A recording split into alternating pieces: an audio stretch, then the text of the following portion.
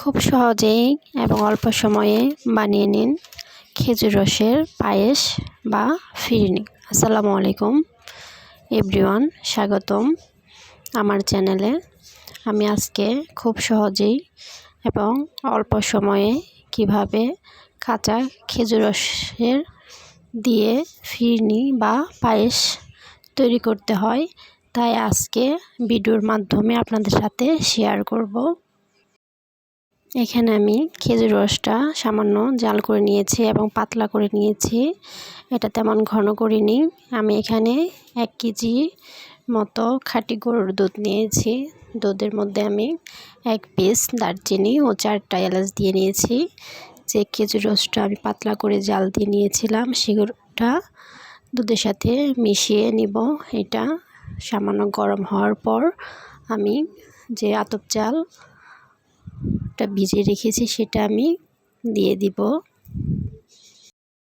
শীত তো যায় যারা এখনও খেজুর রসের পায়েস কিংবা ফিরনি করেননি বাসায়, অবশ্যই আমার রেসিপিটা যদি ফলো করেন তাহলে অল্প সময়ে মজাদার ফিরনি বা পায়েস তৈরি করতে পারবেন। আমি যে চালটা ভিজিয়ে রেখেছিলাম এই চালটা আমি 20 মিনিটের মতো পানিতে ভিজিয়ে রেখেছি। এই চালটা এখন দিয়ে দিব। চালটা সিদ্ধ হওয়া পর্যন্ত এটা আমি জাল করতে থাকব। দারুণ একটি স্মেল বের হয়েছে। খেজুর রসের পায়েস কিংবা পিঠা তৈরি করলে দারুণ লাগে খেতে।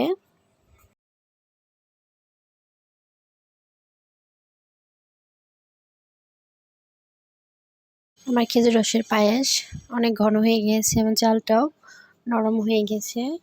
এই পর্যায়ে চুলার আঁচটা মিডিয়াম রেখে এটা আমি নাড়তে থাকব।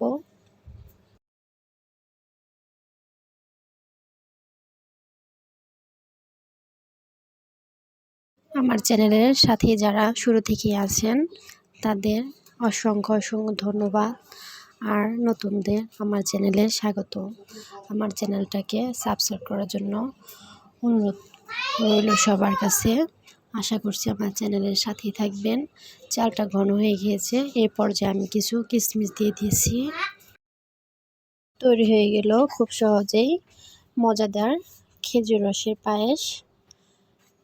পুরো ভিডিও সাথে থাকার জন্য অসংখ্য ধন্যবাদ সবাইকে।